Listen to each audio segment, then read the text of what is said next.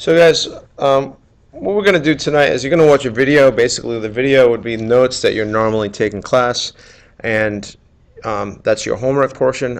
Please take these notes down. They are important. Tomorrow we're going to be looking at the problem-solving part of what you would normally be doing for homework. So tomorrow we'll be doing some activities in class to help solidify um, this instruction. So we're going to learn about significance today. And what significant means is meaningful. And a measurement that we take in chemistry can only be as accurate and precise as the instrument that produced it. We're going to show you some examples of what we mean by this in a minute. But when scientists take measurements, they not only need to express the number that they're trying to express, but they also have to express the accuracy of that number. It all comes down to the types of equipment. Some equipment have greater levels of accuracy than others.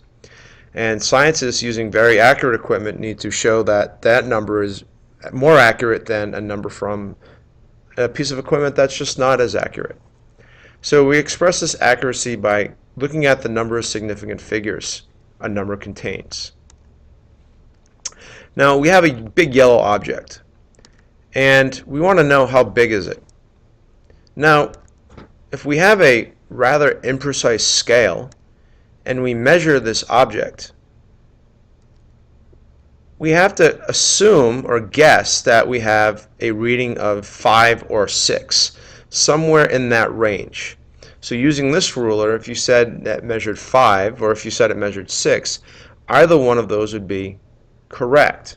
So if we have a 5 or a 6, we have one significant figure. All right. Basically, what we're doing here is we are making a guess as to what that number is. Now let's look at a little bit more accurate piece of equipment. Here we have a ruler where we have the labels for 0 through 10. And now, as we can see, that we know that we have something that's a 5, but we don't know what it is.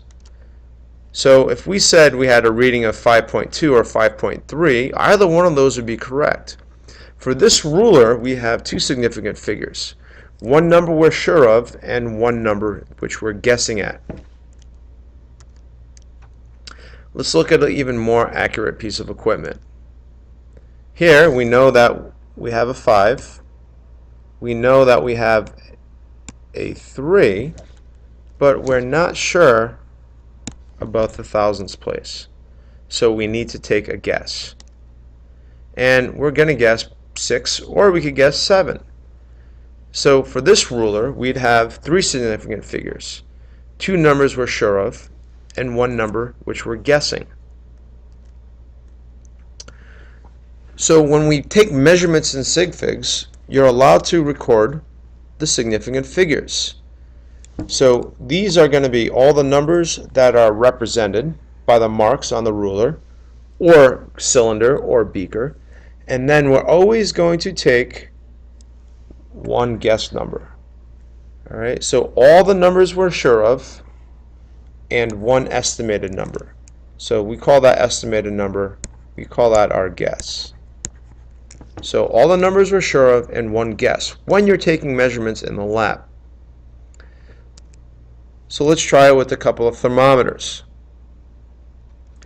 We're sure of 65, 66, 67, 68.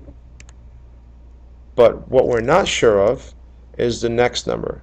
So in this case, it'd be 68. My guess is going to be 5. So we have 3 sig figs.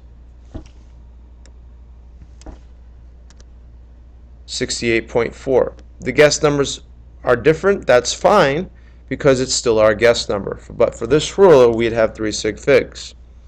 Here we have 0. Here we have -5. We have -1, -2, -3.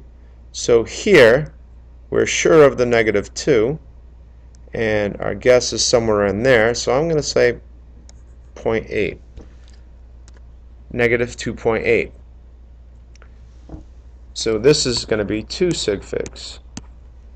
Now on this last cylinder, or thermometer, we know we're sure of 0, we're sure of 10, we're sure of 11, and the top of that, bottom of that meniscus looks right at 11.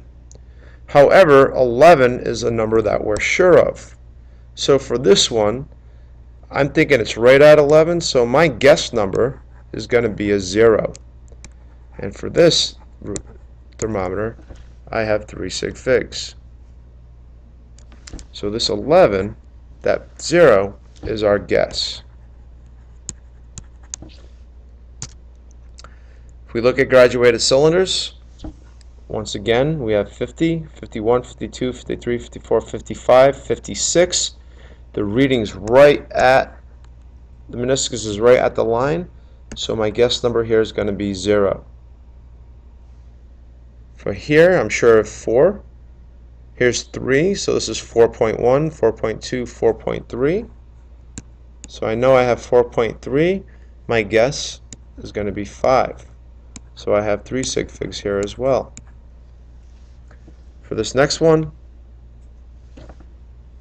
we'll give you a chance to come up with a reading on your own. Alright, once again, the guess number is a guess, so it's up to the individual. So if you got somewhere around 23.6, that's good. You're looking for a number which has 3 total sig figs.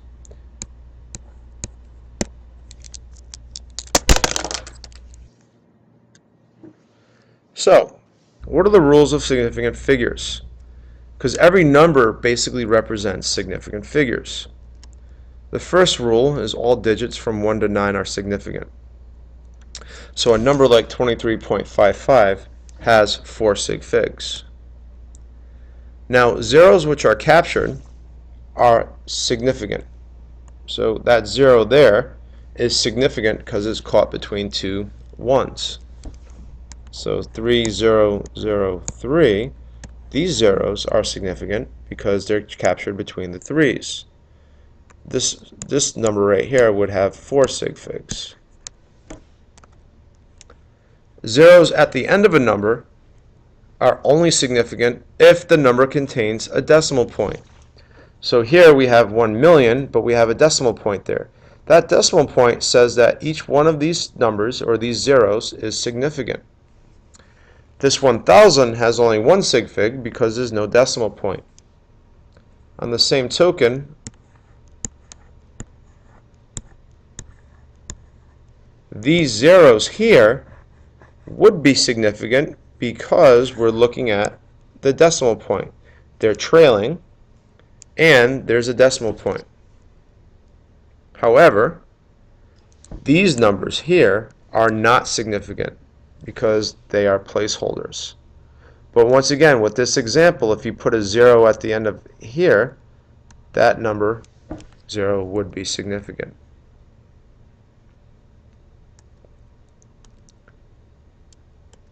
Any number written in scientific notation is significant. So these numbers are significant.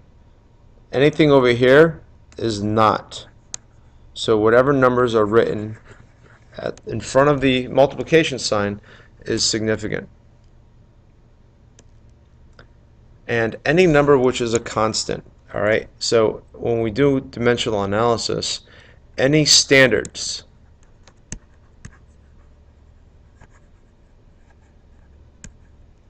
all right, any constants, all right, anything from the periodic table has an unlimited number of significant figures.